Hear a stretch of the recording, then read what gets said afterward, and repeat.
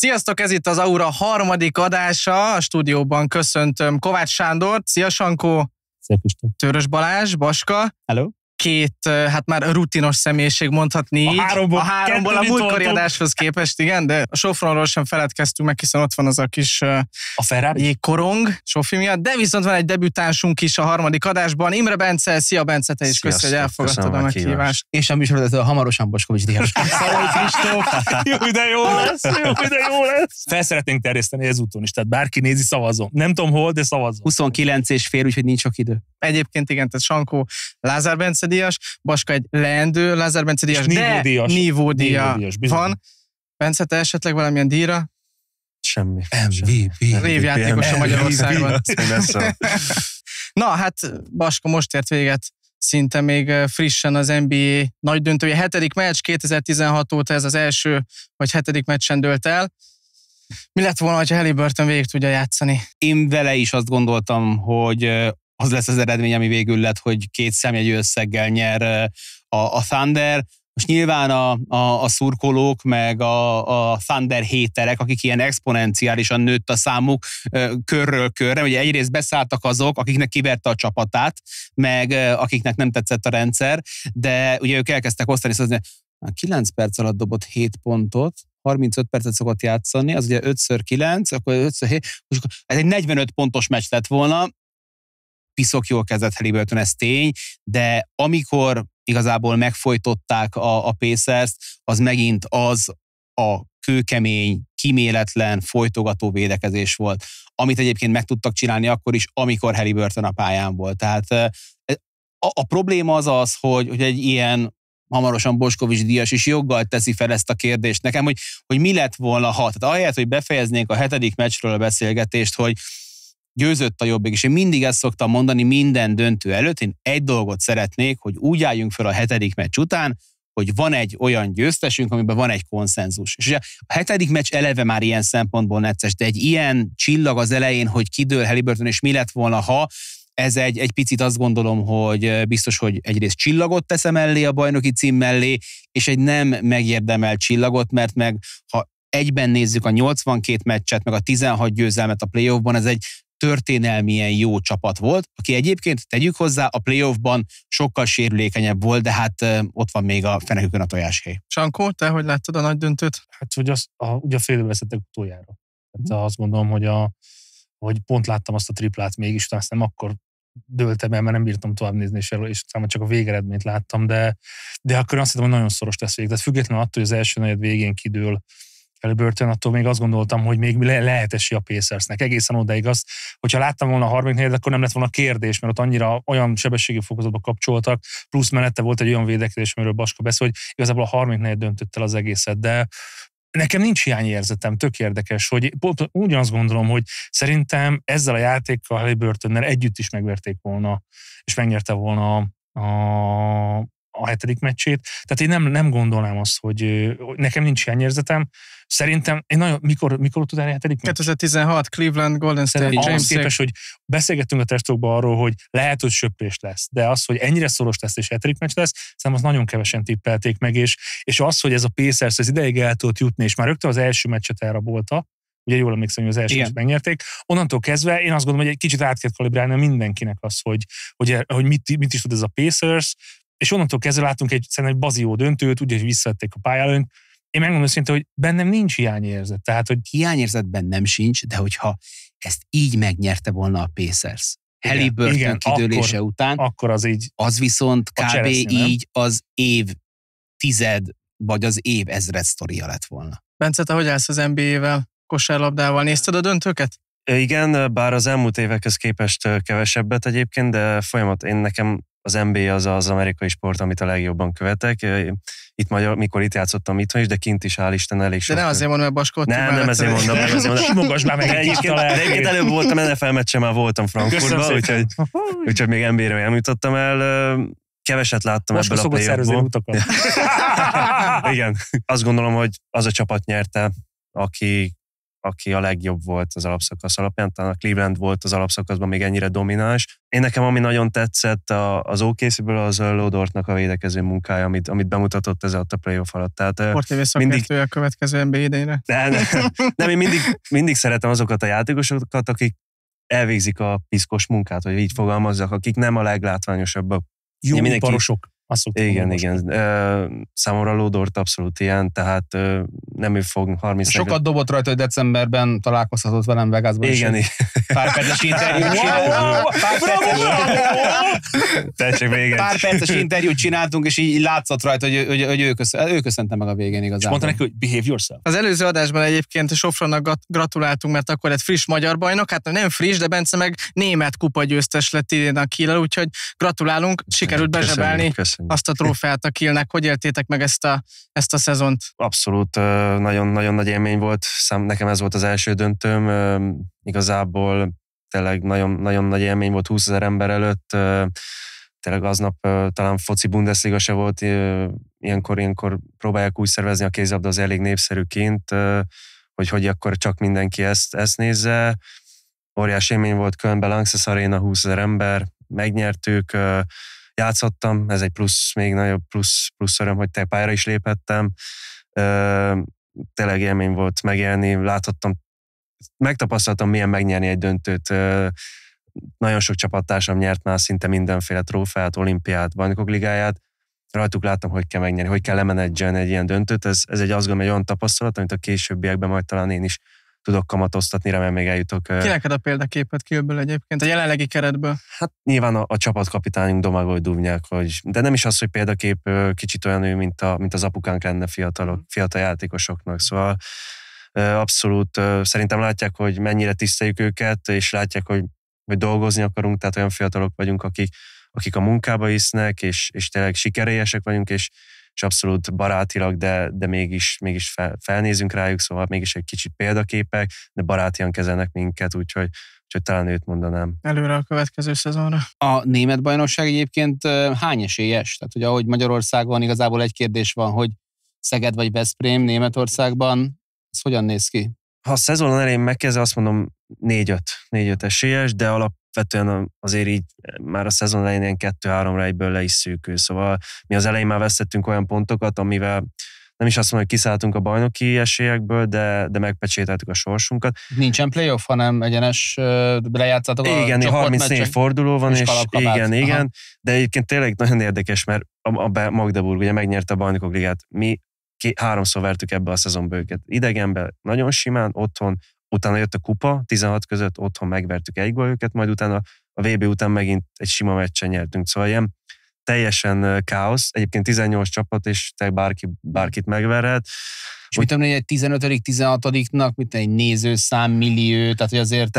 Hát a csarnokok tele vannak, tehát itt változó a csarnokok, tehát 4000-től 10.000-ig, nekünk az átlag nézőszám nekünk volt a legnagyobb, 10.000 fő, szóval érdekes, kint sokkal nagyobb a tradíciója egy Bundesligának, mint egy bajnokok ligának, vagy egy Európa ligának, szóval nekünk az Európa liga meccseken félház volt, a bajnokikon teltház 10.000 néző. Ugye itt a közvetítési jogok úgy vannak, hogy ha jól tudom, próbálnak itt egy internetes a DAZN nevezet, ami a kosarat is, a német kosarat is közvetíti. Ez a DAZN. A DAZN van, de például a kézit az csak a DAZN, azt hiszem a kosár az... Nem is hallottam róla. A kosárt is, az összes meccset, de a kosár szerintem van tévében is, és mindenkinek próbálnak, ha jól tudom, mindenkinek egyenlő a büdzsé elosztat, szóval, hogy az első ugyanannyit kap, mint a 18. helyzet. Klub VB-t nézitek egyébként? Foci Klub VB-t Amerikában? Hagyjál már ezzel, de tényleg. Fú, én nagyon ki tudok állni a Klub VB mellett. Tényleg? Egyébként a rádióadásokban nagyon-nagyon durván. Mesélj, mert mi jó ebbe? Hát az egésznek a millió zseniális. A dél-amerikai csapat. Hogy ne lennének nézők? Néztem az Atletico meccset, az ultrás részen volt de az egy 92 000-es a Pasadena stadion, hogyha jól emlékszem, és akkor azok megtelnek 40-50 ezeres emberrel. Tehát itt Európa szinten... nagyon szeretlek, de ebben nem értünk egyet. Tehát, hogy szerintem ezzel de nézitek ettől függetlenül? Belenéztem, meg főleg, amikor messzék játszanak, akkor tényleg hazudnék, hogyha nem nézném, de egyébként meg nagyon, tehát amikor nem az elsővonalas játékosok, akkor nekem a másodvonalasok nem is játszanak, nincs is akkora iram, majd valószínűleg a vége felé lesz jobb a játék, és élesebbek a meccsek, de egyébként nem látom azt a ha hátrányba kell játszani Messéknek, akkor elkezdenek hajtani, akkor van egy kis foci film, de egyébként a többi meccset, ha minden meccset egymás mellé raksz, akkor nem mondasz, hogy mindegyik meccs jó volt. Tehát, hogy ez... Én elfogult vagyok akkor, de Simeonétől kezdve Di Marián át mindenkinek olyan mimikái vannak, hogy ők szeretnék, még amikor vezettek 5-0 az Oakland ellen, Di Mariáig akarta azt a 6. is, mert tudta, hogy a Bayern 10-zel verte őket, szóval nekem jó, nekem tetszik. Ez ebben a formátumban a hanyadik? Ez a klub VB? Ez az első. Ez az első ebben a formátumban. Hát lehet, hogy nem rögtön Amerikába kellett volna vinni. Azzal egyetértek egyébként. Azzal viszont egyet tudok érteni. Olá Gábor. Ezek gigastadionok, hát Európában teltházen az összes mérkőzésen. Tehát hogy lehetséges, hogy ez nem volt... Pont ezért kéne nagyobbat szólni itt. De ugye ez meg a világbajnokság előszobája idén, ez a klub VB, tehát jövőre szintén az amerikaiak rendezik a világbajnokságot a nemzetek között, úgyhogy... Ott leszek kíváncsi, ott mennyien lesznek egy... Ott nagyon sokkal lesznek a női focimat, rengetegen ki fognak menni az Egyesült Államokba, plusz szerintem azt gondolom, hogy egy VB tök más. Tehát én azt gondolom, jövőre 48 csapat lesz. Az megint egy újítás. Tehát az mondanám, hogy kijuthatunk, de nem. Ki fogja ez nőni magát szerintem olyan sorozattá, mint a világbajnokság, egyébként a rendes világbajnokság. Viszont Messiéket látva, beszéltél Messiről, szerintem Argentina egyik esélyessé lépett el a jövő évi labdarúgó világbajnokság megnyerésére megint. Nem tudom, Bence, te hogy látod, te fociban inkább képben vagy. Messi körül ott egészen pontosan 10 olyan játékos lesz, aki még fizikálisan is ott van, aki korban is ott van, írástudó is, úgyhogy ha most a Miamival működik, már pedig láttuk, hogy a Porto ellen működött, akkor szerintem egy versenyképes argentin válogatottban ott meg szintén még inkább működhet. Hát előre én nagyon nem szeretek, főleg évekkel előre jósolgatni, mert egy szezon alatt annyi sérülés, nem kívánom senkinek, de ez mindig benne van a sportban, annyi sérülés, akár családi okok, bármi történik, egyszerűen annyira át tudja írni a forgatókönyvet. Nem tudom, az, hogy Argentina a legesélyesebb, nem gondolnám, úgyhogy... Most spanyolok. Én is a spanyolokat nagyon erősek lesznek. Nagyon erősnek érzem. Laminék még egy évvel idősebbek lesznek. Franciák mindig jók. Mentsen meg az Isten, azt megmenjen. Már mondhatok egy nemzetet, Baska. Te kit mondanál? Ez, hogyha Eusebio-nak a formája jó lesz, akkor a portugálokat felhoznám azért. Hát még úgy néz ki, hogy játszik a Cristiano. Belehúzom a mindenbe is. Még kibírják Messivel. Na, srácok, én azt mondom, csapjunk a lovak közé, hiszen készültem ma is nektek zseniális játék. Valamit megtartottunk. Valamit meg... Egyébként, mennyire vagy otthon? Otthon vagyok. Nem olyan, leeresztette magát, nem olyan, mint a Joe, hogy bármikor kigurul a stúdióban. Nem jutott eszembe, de valaki. De tényleg. Pont most néztem. Két napja. De én egyszerűen nem szeretek magasan ülni. Nem tudom miért. Mondtam tériszonyom van, de nem szeretek. És hogy ül a söröző kocsmában. Én ezt látom magam. Te vagy Cleveland, jó? Van, amit megtartottunk az előző adásból, viszont lesznek új játékok is, úgyhogy én azt mondom, hogy jó számom 2-4-5 játékunk is lesz a mai napra, úgyhogy azt mondom, hogy kezdjük el. Az első az volt, ugye írtam nektek a múlt héten, hogy írjatok nekem vicces történeteket, sztorikat, ami csak veletek történhetett meg idézőjelben. Fontos a két kikötés volt, hogy legyen igaz, mindenféleképpen igazságtartalmilag helytálljon, illetve a másik... Tudtam volna jókat mondani. hogy igaz legyen, a másik pedig az volt, hogy frappáns vicces történet legyen. Úgyhogy fel is írtam ide az elsőt, én fogom ezeket felolvasni. Sankó, te leszel az, aki megpróbálja most hármunk közül, tehát itt én is fogok játszani, hármunk közül kitalálni, hogy kivel történhetett meg ez a sztori. Én tudom, de te nem tudod, ezért kérdezlek téged. Akkor ő olvassa. Szerintem a Baskában ő olvassa. Így, hármunk közül. Jó, nyomjuk. Szóval az első sztori, felléptem Karamell koncertjén 10 000 néző előtt. Sankó, ez ki lehetett hármunk közül? Hát inkább, én a fiatalabb korosztályra mondanám. Én Bencére tippelek. Bencére tippelsz? Igen. Vagy te voltál, még ez lehet. Na de akkor melyik? Jó, így hárman. Hát ezért kapsz egy pontot. Várjál. Ez már elindult. Ami a Baska megnyerte a játék, de Sankónak azért mondjuk el kétszer a szabályokat. Szóval. Nem, akkor te voltál. Én voltam? Képzeld el, hogy nem igaz. Nem én voltam, nem kapsz pontot. Nem. És mit csináltál? Nem is Baska, Bence. Na jó, akkor Bence mit csináltál Karamell, mert azt én a Bakástéri énekzenei általános iskolába jártam, és kórustag voltam. Beszarok. És nem tudom, nem akarok hülyeséget, 2014-ben talán talán akkor volt, fölléptem a kórus tagjaként, nem tudom, hogy az énektudásom miatt, vagy mert kedvesnek tartottak.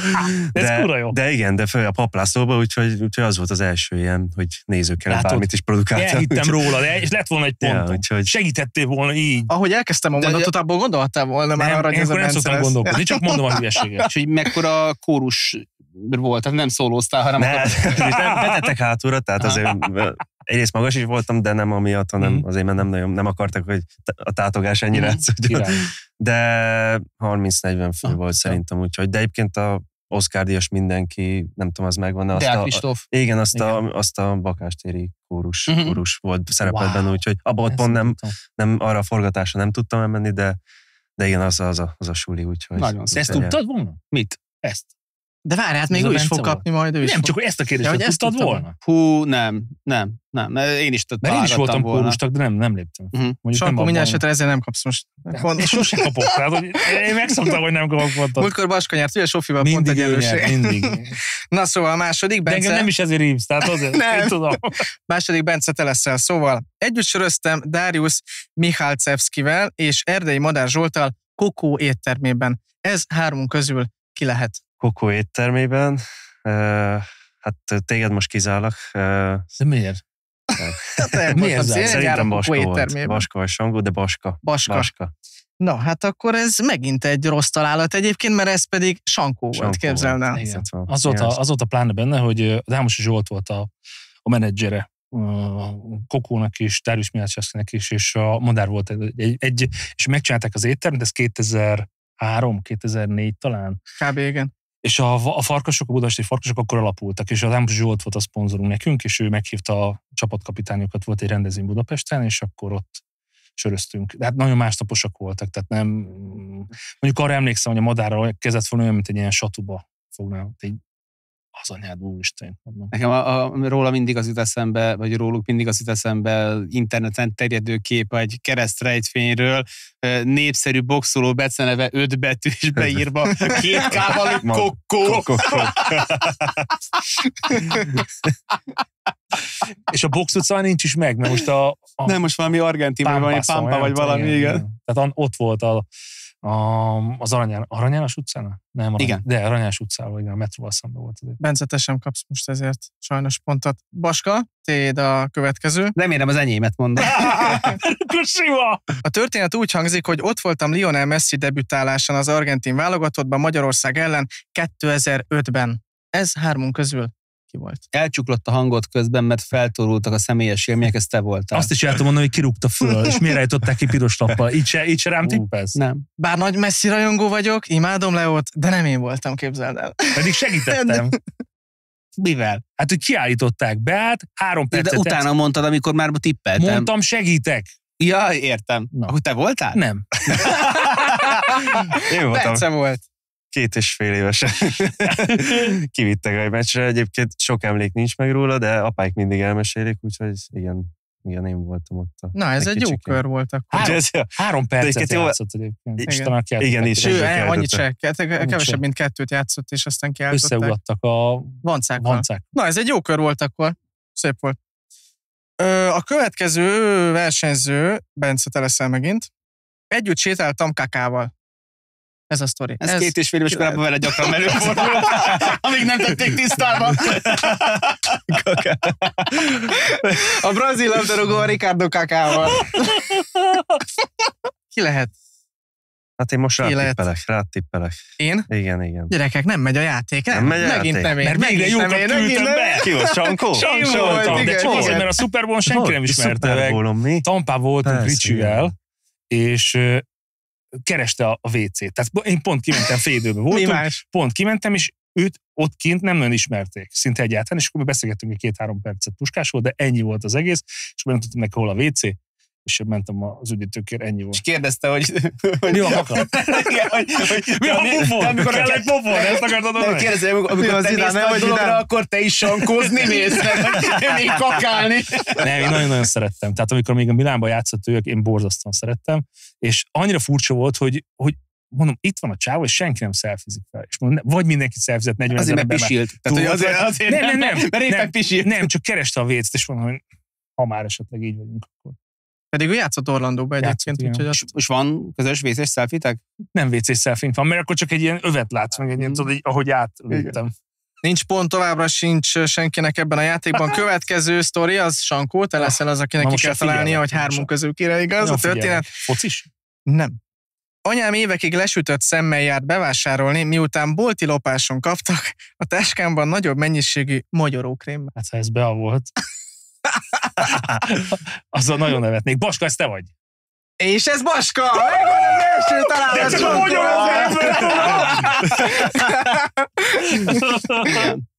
Hogy történt ez, Baska?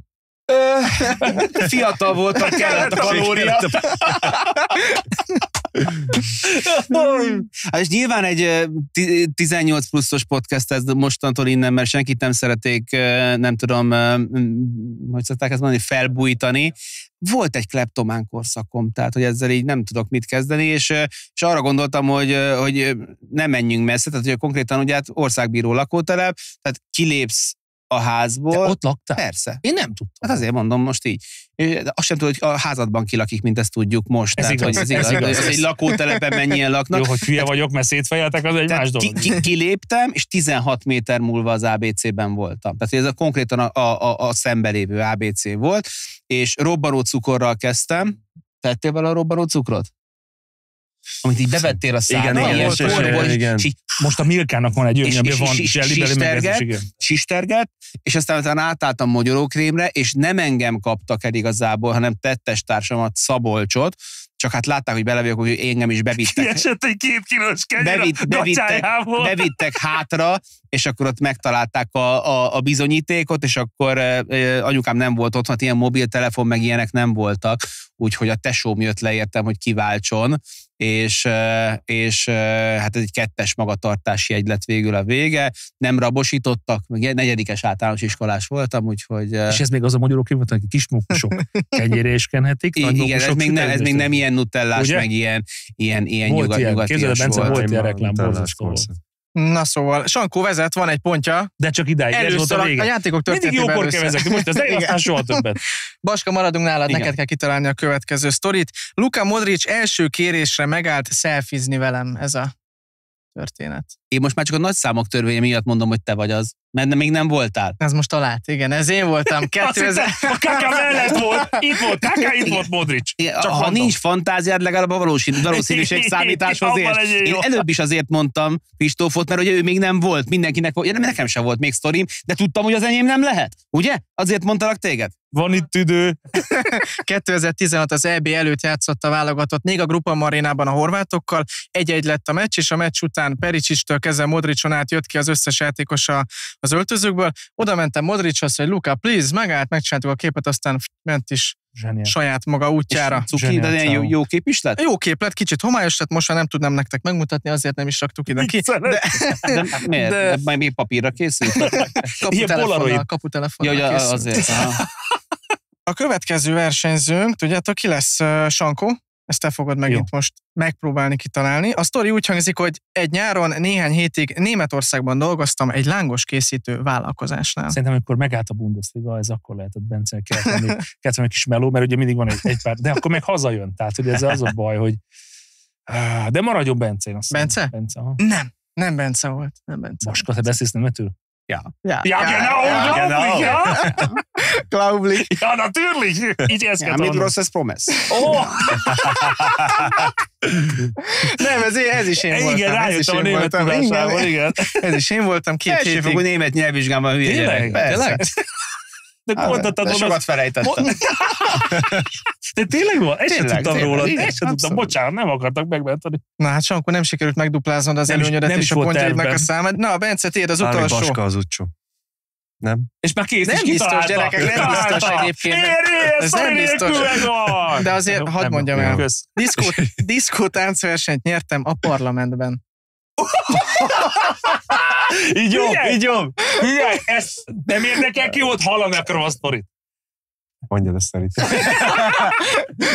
Paska volt. Amikor még nem volt kettes a magatartásom a kleptomániám miatt, akkor kifejezetten jó tanuló voltam az Országbíró lakótelepi általános iskolában, és ott az igazán jó tanulókat elvitték parlamenti fenyőünnepre. Ez még abszolút ugye bőven tomboló 80-as évek, bent hatalmas fenyőfa, kisdobos nyakkendő, polipropilén ing, izzadás, 2374 számú Kruzslák Béla úttörőcsapat felhímezve a bal bicepszemre, és biztos, hogy voltak más programpontok is, de én csak a diszkótánc versenyre emlékeztem, és felküldtek minket egy ilyen színpadra, és ott kellett táncolni, és egy kicsit ilyen lovagat lelövik ugye stílusban, így lezavartak embereket, és egyszer csak rámutattak, hogy én nyertem, és a Élhetetlen feltalálók, halhatatlan találmányok című könyvet nyertem, ami után az egyik legnagyobb sláger volt nálunk a WC-n a tesómmal, nagyon sokat, régen voltak WC, de ez már nem mindig telefont vissza, régen voltak a WC-s könyvek, amiket mindig ott tartottál, mert hogy bármikor kinyitottad, 15 percet olvastad, és hogy azt nyertem. És radiátor mögé lehet betámasztani. És igen, és egyébként azóta is parádésan táncolok, úgy egyébként. Wow. Na, hát végül is a kört úgy fejeztük be, hogy mindenkinek van egy-egy pontja, úgyhogy fej-fej mellett haladunk. Az első játék végeztével, nekem nincs, én most nem szeretem. Tehát akkor nem úgy fejeztük be. de hát én nem is játszottam, én csak lehetőség voltam. Szóval az első kör végén, tehát mindenkinek van egy-egy pontja. A második játékunk pedig, kiről beszélek, az lesz a játékunknak a neve. 30 másodperc áll majd rendelkezésre egy adott játékosnak. Fogok egy személyről mondani információkat folyamatosan. 30 másodperc alatt lesz mindenkinek egy saját sportágából, illetve lesz egy off-topic, tehát egy sportágon kívüli sportoló, amit ki kell találni, és 30 másodperc lejárta után rabolhat bármelyik másik versenyző. Már most kezdjetek el rabolni. Tehát ha mondjuk Vaskának mondjuk LeBron James kezdek el mondani, és ő 30 másodperc után nem találja ki, de viszont ti tudjátok, hogy LeBron, akkor közben lehet szúrni és pontot rabolni, így lehet majd tovább gyarapítani a pontjaitok számát. Ki szeretné kezdeni a játékot? Bence. Oké. Bence kezd. Akkor Bence, indul a 30 másodperced, jó? Bármikor, hogyha tudod a nevet, akkor mondhatod. Ja. 3-szoros olimpia. Lehet. 5 nevet mondhatsz összesen, tehát annyira a világban nem lehet tippelgetni. 21 másodperc. Mi? Most mi van? Igen, húzzuk az időt. Szerintem még jó. Már benne volt az első kérdés. És szerintem ez 21 másodperc. Na szóval, indul. Csak néztem az órát. 3-szoros olimpiai bajnok, 4-szeres világbajnok. Karabatic. Melyik? Várjál, Nikola. Még nem biztos. Nikola Karabatic? Eltaláltam. 21 másodperc. Nekem előjött azért a vízilabda válogató. Mondtam, hogy 3-szoros BL győztes, Szerbiában született, de francia színekben versenyzett. Játszott Kielben, a Barcelonában és a PSG-ben nem. Ennyi tintát kidobni az ablakon, nézd meg. Oké, jó. De lehet volna vívásról is beszélgethetünk volna, mert Szilágy Áron is 3-szoros. Bencének megvan rögtön az első pontja. Mindegy, most már ne gondolkodj, Sanyi. Sankó, visszad a második? Nem. Ezek után, hát így kitalálta 3,5 másodperc alatt. De várj, ez most saját sport, lesz majd még, ami nem számít a gyorsaság, csak hogy kitalálod, vagy nem, jó. A 30 másodpercen belül kell. Én hagyni fogom, hogy elmeséld, hogy ne érezd azt, hogy feleslegesen dolgoztál. Akkor jössz te, most jössz? Oké. Átadunk rabold, nem. Na szóval indul a 30 másodperc. 2-szeres Európa bajnok, 1-szeres világbajnok. 2-szer nyert olimpián ezüstérmet, 3-szor választották Európa legjobb kosárlabdázójának. Évszámokat még direkt nem mondok. 3-szoros NBA bajnok. Most már körvonalazódik? Szerintem már rég tudja, csak nem akarja hallgatni. Van egy tipped, Baska, már a következőnél, ezzel már eléggé le fogja szűkíteni. Mi a tipped? Megállítom addig. Nem, úgyhogy mondom a következő segítséget. Az olimpiai bajnoki címeit 2 különböző ország színeiben szerezte, lejárt közben az időnk. Együtt játszott Jordannel, és 0,8 másodperccel a vége előtt döntő 3 pontos szerzett a Bullsban az Indiana elleni playoff meccsen. Toni Kukoc. Meglett végül. Paxson for free! Én mondtam volna Paxson simán. Meglett. Azt hittem, hogy meg lesz hamarabb. Ez jó. Nem. Melyik volt a 2 Horvátország? Meg Jugoszlávia, igen. Megmondom őszintén, hogy Karabatic játszik még? Már nem. Most mikor? A korszakban valahogy oda lőttem be a Bence alapján. Tehát, hogy nem azért nem mondtam, lehet akkor hamarabb meglett volna neked azért. Nyilván, és emiatt viszont a 2 EB miatt így rögtön Spanyolország irányba ment, mert nem tudom, hogy kiduplázott egyébként még mostanában. És ja, de jó volt. Na, Sankó, hát akkor előtted a példa, így kell folytatni. Mindenkinek van egy-egy pontja eddig ebben a körben is. Te vagy 30 másodpercet. Fekete, amerikai focista, és veri a csaját. Ez lesz, és ez mindenkire igaz. Nem szűkítetted a körben. Fegyverrel lesz indistázik. Sankó. Hányszor nyert Wembley? 2-szeres NFL győztes. Az első Super Bowl-ján a New England Patriots-ot győzte le, majd a második Super Bowl-ján is a Patriots-ot győzte le. Legendás menekülős passza után, Dávid, így van, Eli Manning egyből. Szép. Helmet catch. Ez szép volt, mind a hármatok szerzett az első körben egy pontot, viszont ez saját sportágos volt. Most Bence fogja folytatni, ugye? A sportágat előre bemondod, vagy azt is ki kell találni? A sportágat, nagyon jó a kérdés, Sankó, nem fogom bemondani. De nem a saját sportága. De nem a saját sportága. Hát nincsen olyan sok. Így van. Bence? Jó. Világbajnoki bronzérmes, 2-szeres Európa-bajnoki bronzérmes, 13-szoros Bundesliga győztes, 6-szoros német kupa győztes, 2-szeres bajnokok ligája győztes. Esetleg most egy tipp? Neuer? Van-e? Nem, megyünk tovább. Tudjuk, hogy 10 másodperc van hátra. Vezetékneve megegyezik a nemzet bombázója vezetéknevével. 1 másodperc, lehet rabolni mostantól. Dombiti. És idén távozik a Bayern München. Thomas Müller. Igen. Mert Dombiti megvan. A nemzet bombázója, nem? Meg lett Ki a nemzet bombázója? Gerd Müller. Gerd Müller, ja. Német felső. Németül. Fußballja? Spielerja. Igen. Baska lefagyott. Én valamiért szerintem nem is focizik. Nekem a nemzet bombázójáról Fritz Walter jutott eszembe, de focizott egyáltalán? Van ilyen focist, hogy Fritz Walter? Jutott eszembe. És ügyesen megfejtettem Fritz Walterből, hogy Franz Beckenbauer lesz a megfejtés, és a tavalynál azt hittem, hogy tavaly halt meg. Ez most nem vicces, de hogy mondom, milyen jól összeáll minden, mindjárt lecsapom Beckenbauerrel, de akkor nem ő volt. Maradunk Baskánál, 30 másodperc indul. Olimpiai bajnok, 8-szoros egyéni Grand Slam győztes, 4-szer nyert Australian Opent, 92-ben Wimbledont, 99-ben Roland Garrost, 94-ben és 99-ben US Opent. Teniszező. Igen. Erre jöttem, ne? Az, hogy fiú vagy 12 másodperc van, lehet rabolni. Las Vegasban született. Andrea Agassi? Igen. Andrea Agassi, úgy mondják ezt a Hozdon. Szép. Nagyon szép. Andrea Agassiról nem hallottam, és nem beszéltem az elmúlt, nem tudom, 8 évben, kivéve amikor kijöttek a Nike Air trénerek újra, amiben játszott, de pont múlt héten, vagy előtte volt egy céges nap, ahol dolgoztam, és ott 12-en gondolkodtunk, köztük Mersz Tamás olimpiai bajnok, vagy vízilabda legendánkkal, hogy hívták az akadémiát, ahova járt, és már megint elfelejtettem, hogy Bolattieri névre hallgatott, ugye ott oda járt abba a sztoriba, szóval Agassi megint előjött. Na készüljetek, mert lehet rabolni. Teljessék, lehet majd rabolni 30 másodperc után. Indul az óra. Olimpiai bajnokról beszélünk 98-ból, Sankó, 2-szeres világbajnok 2005-ben és 2010-ben. 2-szeres Stanley kupa győztes játékosról beszélünk. 16 másodpercünk van hátra. 5-szörös NHL gólkirály. 5-szörös NHL gólkirály. Ovecskére tippelni. 1-szeres MVP 1999-ből. 6 másodperc. Jó. Mondj még valamit. 11 évig játszott a Pittsburgh Penguins csapatában. Akkor Mário Lemieux. De én még nem, akkor a másik lesz se nemzetiségű. Akkor a... Jaromír Jágr. Igen! Baskara volt! Baskara! Kísérti magad, nem volt egy ilyen, hogy mostantól lehet rabolni? Nem voltam hangot. Na mindegy. Baska rabolt, megadom, Baska rabolt, úgyhogy szép volt, mondtam jó volt. volna, de nagyon szépen megmondtam. Második játék után Baska vezet 4 ponttal, Bence a harmadik, Sankó a harmadik pedig ott vagyok, már 2 ponttal. Jön a harmadik játék, srácok, a szituációs, az előző műsorból is ismert szituációs játék, és utána is egyébként pont ezzel érünk el a műsornak a feléhez, amit úgy is jellemeztetek múltkor, hogy elértünk a fél órához. Így van. Na, jöjjön akkor a szituációs játékunk. Bence kezdte az előző játékot, ugye? Ahogy, hogy most Baska esetleg. Persze, szívesen. Jó, okés.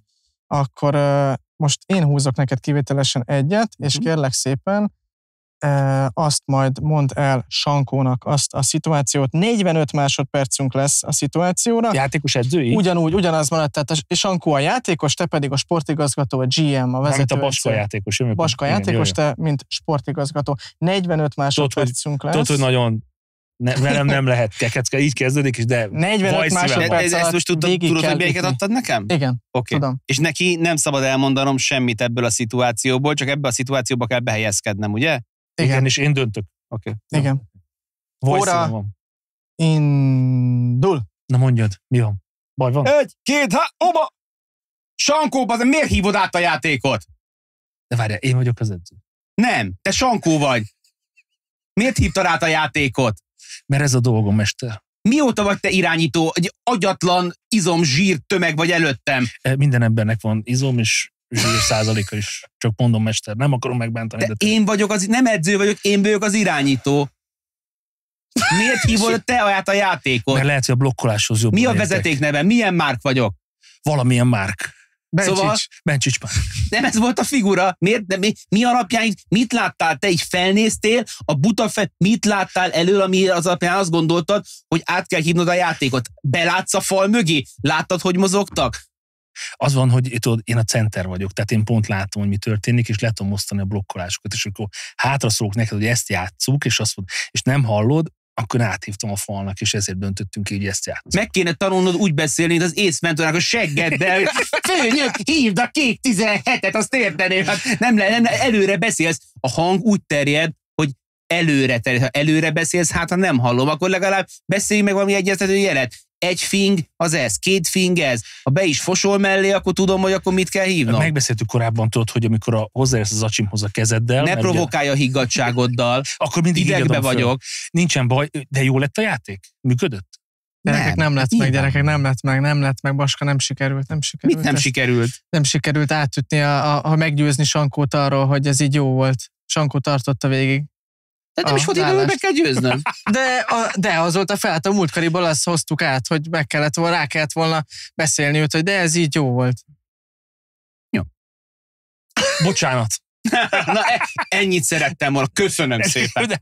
Bocsánat, köszönöm legközelebb nyugodtan hívd. Nem hív át, soha többet. De ha ezt mondod, akkor mondtam volna. Hívtál át valaha a játékot? Nem csak blokkolást. És aztán blokkolás után egy húzás.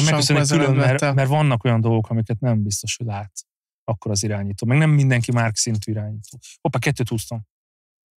Egy dolga volt, hogy egyet kihúzzam. Nem, csak közben beszélgetek veled, és kéne egy szemüveg. Basszus, kéne egy szemüveg. És én vagyok az edző? Mi a sztori, Sankó? Olvast fel, kérlek? Hangosan? Hangosan. Most megy a tévében a kedvenc sorozatod, ezért nem tudsz edzésre menni. Igen, ez vagy te most, mint játékos, Bence pedig az az edző, vagy az a GM, aki ezt megpróbálja megakadályozni, meghallgatni. A lényeg, hogy át kell ütni az akaratot. Mehet? 45 másodperc. Hello, mester, ne haragudj, baj van. Tudod, én borzasztóan sorozatfüggő vagyok, és a Szomszédoknak az utolsó részét most vetítik, és ilyen nem lesz a történelemben, rengeteg jó magyar színésszel, hogyha esetleg, tudom, hogy borzasztó kellemetlen, tudom, nagyon fontos meccs, tudom, soha nem szoktam ilyet kérni, de hogy most az egyszer, tényleg, hogy inkább dolgozok holnap 2-szer, vagy egész héten többet, ezért csak ezt az egy edzést most ezért hagyjam ki, hogy ezt a sorozatot lássa. Figyelj, hát édesanyukámnak kazettája van a Szomszédok összes részéről. De még ez az utolsó rész. Oda tudom adni ezután az edzés után. Úgyhogy... Hát az a baj, hogy igen, be a mamával nem szeretnék vitatkozni, hogy megyek akkor edzésre, jó? Gyerekek, én ezt megadom, nekem ezt tetszett, és akkor adok egy pontot. Egyébként most azért megkerekesszék, és azért ne adjunk neki ilyen kapupontokat. Nekem tetszett, én ezt megadtam. Ez jó volt. Bence, te húzol egyet. Felolvassuk? Igen, olvast fel, kérlek. És egyébként tényleg a te Szomszédokban én is nagyon sok látod? De tényleg. Olyan vagy, mint Galus. A Galus alapból tud idézni, de a végtelen mennyiségű idézetet a Szomszédok. És a Baskának? Igen, te a Baskának fogod majd. Bajod van az edzővel.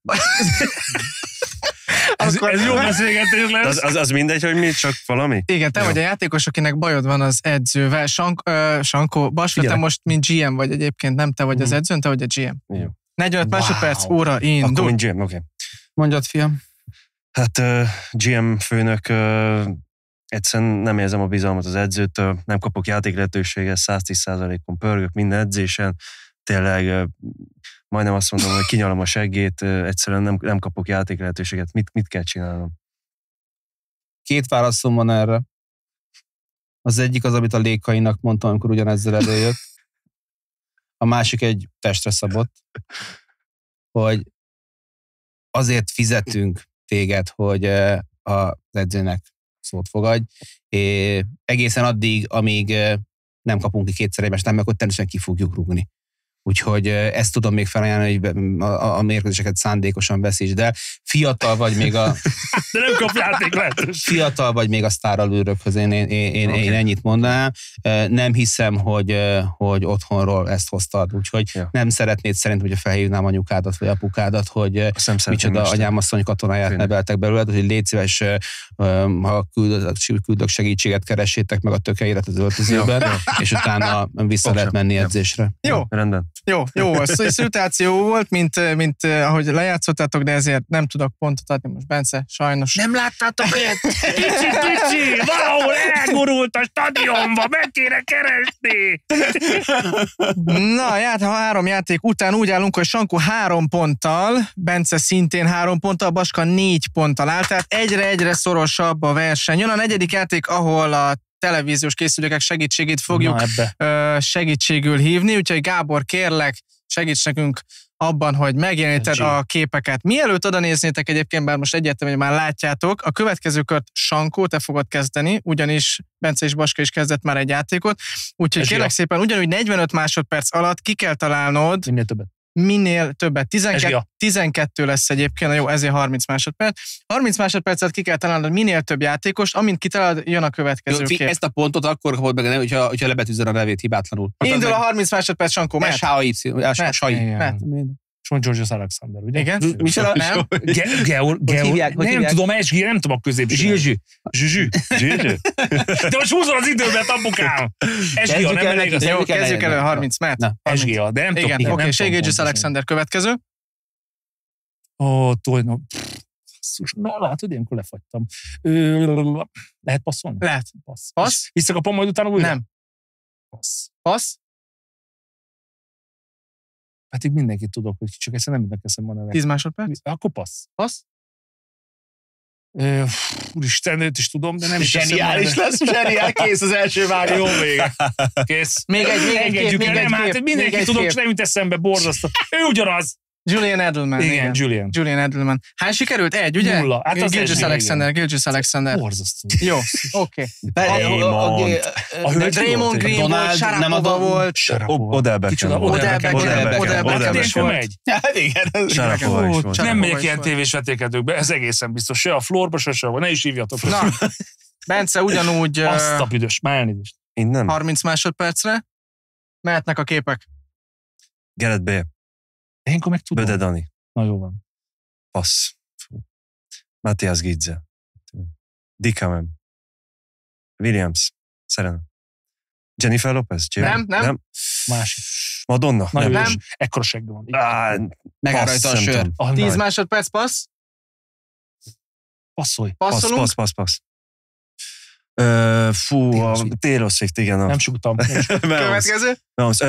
Gronkowski, nem? Lejárt. 7. Gronkowski. 7 pont, igen. 7 pont Bencének. Beyoncé volt a buksa. Ki volt az öregember? Aurelio De Laurentiis, a Napolinak az elnöke. Meg ő írta a James Bond filmzenéket. Nem. Az nehéz volt? Nem volt nehéz, én az összeset tudtam volna. Ebből mindent vágtam. Baska, te jössz 30 másodperc. Jöhet a következő Baskának. Zendaya. Igen. Passz. Robert De Niro. Igen. Goodell. Igen. Lewis Hamilton. Zach Galifianakis. Igen. Le kéne betűzni. Passz. Passz. Andy Murray. Nem. Katarina Witt. Passz. Nem. Passz. Ő a Iniesta. Megadom, igen, megadom. Így van, Andrés Iniesta. Ez is 7 pont volt Baskának. Menjünk vissza. Volt ott Zendayától kezdve. Ő ki? Infantino. Gianni Infantino. Oké. FIFA. Arina Sabalenka. Oké. Sinner. Sydney. Sidney Crosby. Őt tudtam, itt volt egy fekas rác második. Hát kedvencünk az előző adásból, Kendrick Lamar. Ja, oké. Baseball sztárra gondoltál, nem a sapka miatt. Én sportolóban voltam, abszolút, igen. Én meg teljes izében. Na hát Baska meg Bence elhúzott. Hála az ének, hogy nincs rajtam a nyomás, hogy vezetnek és meg minden, nem.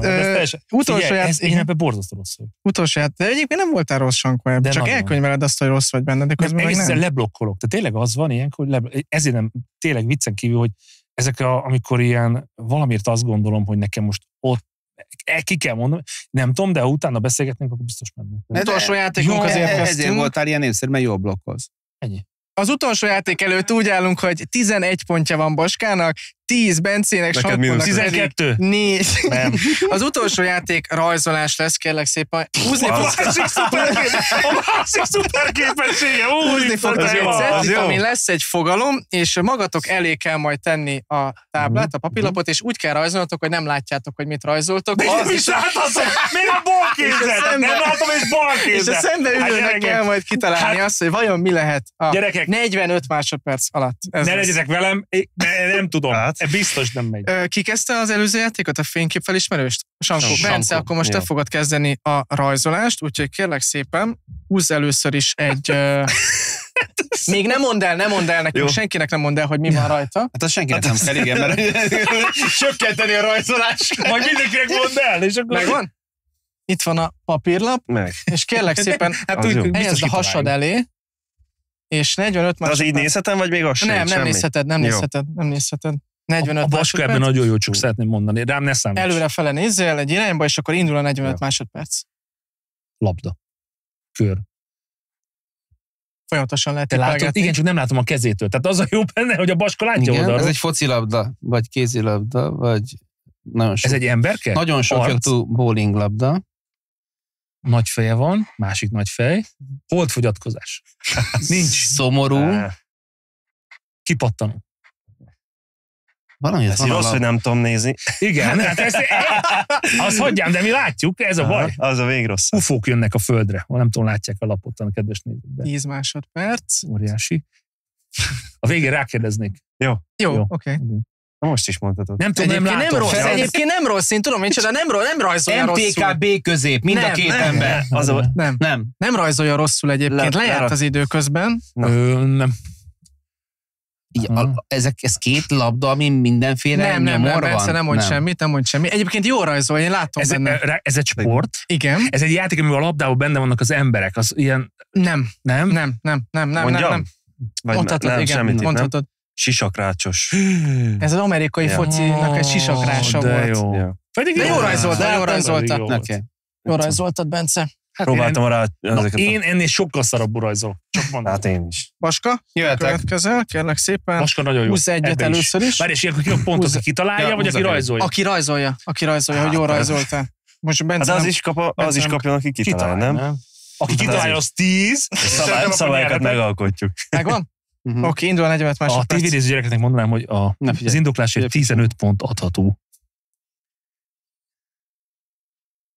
Igen? Ez egész jó eddig, sőt, kifejezetten jó, mintha látná. Cipőfűző? Nagyon jó rajzolja, Baska, nagyon jó, megadom. Baskának ott a pont, igen. Na most 15 nekem, neki meg egy 5-ös, mert ugye ő tud rajzolni. Baskának adom a pontot, mert te is fogsz már rajzolni. De hát én nem tudom, tehát ha valaki nem... 12 Baskának. Sankó, húzz egyet. Én nem véletlenül mondtam, hogy nem. Köréd írták volna a Titanicot, akkor annál a résznél lett volna végül, hogy megpróbálod lerajzolni két Winsletet. És megmutatod neki, így nézek ki, te szemed. Milyen díszleted? Megvan, Sankó? Megvan. Oké, indul az óra, 45 másodperc. Látod? Látjátok? Figyeljetek.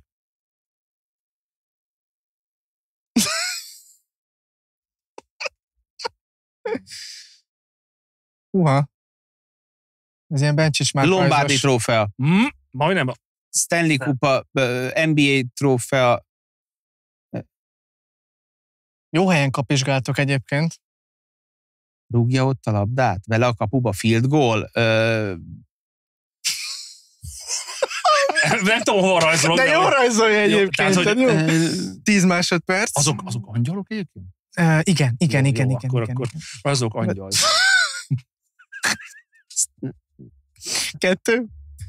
De egy utolsó tipp, Bence. Nincsen. Nem? Nincs tipp. Gyerekek, ez a világbajnoki trófea, a világbajnoki, a labdarúgó világbajnoki. Az nem a Rimé kupa? Rimet. Ez nem az, Vaska, nem fogadom, ez a régi. Hát ez a régi. A világbajnoki serleg az volt, csak hát úgy hívtam. De ez 70-ben már, vagy 70 körül már nem ezt osztották. Dehogy nem. Nem. 83-ig. Na, 77-es vagyok. Világbajnoki serleg. Jó, oké. Sankóban mindent megpróbáltam leérvelni. Jó, Sankónak adunk egy pontot. Egyébként jó rajzolt, Sankónak adunk egy tetszett. pontot, így 9 lett neki. Végre jól számolunk. Gyerekek, még egy rajzos kört. Mit gondoltok? Jó, rendben. Jó. 12 pontja van Boskának, 10 Bencének, tehát azt most csináljuk azt, hogy Bencének ez a köre, ha jól rajzolja, érjen mondjuk. Azért lenne fontos a kitalálónak is adni pontot, meg a rajzolónak is, hogy ők el tudják dönteni egymás közt, hogy hát, ha meg a Bence meg rájön. Tehát, hogy szerintem ezért lenne jó. De ez csak egy feldobom, hogy hát, ha. Én azt mondom, hogy ez most érjen 5 pontot ez a kör, mert hogyha Bence 5-öt kap, az 15, a Baskának, ha meg nem sikerül kitalálni a következő, vagyis lerajzolni a következőt, marad 12. Mindent kitalálok, hát és nagyon így jó. még nyílt marad az utolsó kör. Aláírom nektek. Bence, húzz egyet. Most mondom, fiúk, az egész kört megnyerem. Csak mondom, az egész kört megnyerem. Igen, viszont. Ja, de nem tudom. De Sankó, neked kitalálunk egy olyat, hogy a tiéd jön még egy szabálymódosítás, hogy a te rajzol az majd 10 ér. 45 végén úgy megyek haza, hogy én mosogatok vele. Csak mutatom, jó? És hogy csak nyílik az ajtó, akkor még kapok 3 millió forintot is, meg egy 45 másodperc, Bence indul. Na. Bajuszkötő.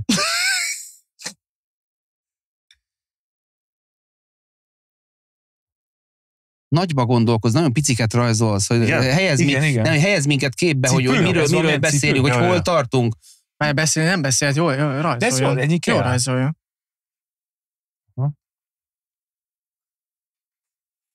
Papucs flip-flop? Nem, akkor nem ezt akar rajzolni. Horog? Hal? Ne nézz oda. Hát csak az. Nem rossz egyébként, távol áll a megoldástól, de nem rossz. Ahogy mozgatja. Gyűrű? Kosárgyűrű? Mikroprocesszor. Nagyobb. Most járt le az idő. Olimpiai 5 karikából? Nem. Végtelen? Gémkapocs? Nem próbáltam amerikai focilabda. Ó, de jó nem lett volt volna. rossz, ugye? Csak ha berajzolod mondjuk a varrás. Ezt próbáltam ide a vonalat. Csak nem közelebb mondom, hogy jössz legközelebb játszani, mert minket többet már nem hívok is. Vonalat próbáltam. Legközelebb ezt úgy csinálod, hogy csinálsz egy ilyen kurva nagyot, egy ilyet húzol, és így megcsinálod, akkor mindenki. Nagyon picibe gondolkodsz. De jó volt. Baska, tiéd a következő, ha a lapot leveszed és húzol magadnak egy kis cédulát, akkor akár folytathatod is. Ugyanígy majd. Nagyba így könnyű. Igen, próbáltam a kézmozgásból is, de... Sankó. Tehát, ez a részvételére ezek jók voltak, tényleg. Én örülök, hogy itt van a Bencenek, hogy ezek jók voltak. De hát a pozitív megerősítés, az mennyire fontos. Kitaláltam volna, jó volt. Figyelj az éhibám. Nagyon jó volt. Elvitte. Minden lekerült róla. Én belső energiát dolgozom, de egy vízére elvitte az egészet. Én nagyon szerettem. Nagyon jó volt, Bence. Oké. Sosem végére. Meg volt a cédulát? Tudod, hogy mit rajzolsz? Nem. Húztál már egyet? Hallod, Baska, akkor csak rajzolj valamit. Kitaláljuk. Ez már volt. Az már volt. Akkor húzz egyet, kérlek. Az is volt. Innen húzz egyet, kérlek. Mikroprocess. Nagyon rögnék azt húznád. Sankó, majd te leszel az utolsó. Ó, hát nekem tök mindegy jó rájzol. Nem biztos még. Na, indul egy öt, mehet. Nagyon figyelek. Vince Lombardi. Ha? Papucs, nem féltek. Mogyoró. Magyaró, nem magyaró. Várjál, golfpálya? Van rajta egy kapu? Nem kosárlabda. Kalap? Pak? Ez, amit a Márk rajzolt? A hokiba? Nem az. Amúgy. Büntető dobás? Nem. Y? Nem Y. Nem. Szonda Ipsos felmérés? Ebből... 3 másodperc. S... Na, mi volt ez, Baska? Ez egy kés meg egy villa. Vagyis? Kolbász? Kaja, Hotdog. De jó volt. Hotdog. Hát én hibám, ne haragudj. Itt ez egy szájpróbál, mint az, hogy hol kezdtem el ezt rajzolni. Én mondom, szerintem nagyon jó volt, én ebből kitalálhattam volna, ha jobban odafigyelek. Igen, így megúsztam volna, így egy megerősítést. kis szezámmagot szórok rá, akkor lehet, hogy Igen. Na, az utolsó játék, Na, ezt figyeld, majd mármint ez az utolsó játék, csak Sankó fog utoljára rajzolni. gyerekem. és ez egy 12 Ez egy pontos 10 rajz, képzeld el, pontos rajz Sankó, hogy lesz, ezt hogyha Sankó eltalálod. jól akkor csinálja, akkor behúzom. megnyeri a játékot. Úgy fog Itt rajzolni, húzol Picasso. egyet, Sankó? Piki. Hát Húzd le húzza, azt először. mondja, húzzál egyet. Az utolsó. Ez ki volt ez számolva? Ki volt ez Nem ilyen számolva? irányított a dolog. Oké? Üdös. Hát azért az meg ezt normálisan se tudom Hát szia, a lerajzolni. győzelemért meg kell harcolni. Ez a győzelemért megy. Az 45 nem. másodperc, Oké, jó. óra indul. Így.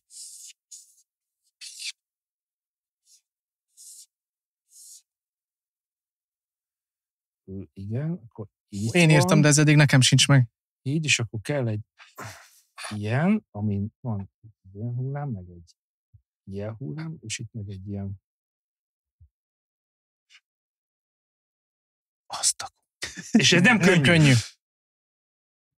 Az a baj, hogy 20 másodperc, még van időtök. Hoki pálya. nem. A labdát még egyszer.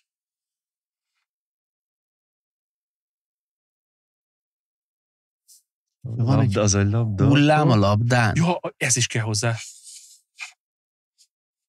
3, 2, 1. Utolsó tipp, esetleg? Tipp? Kosár.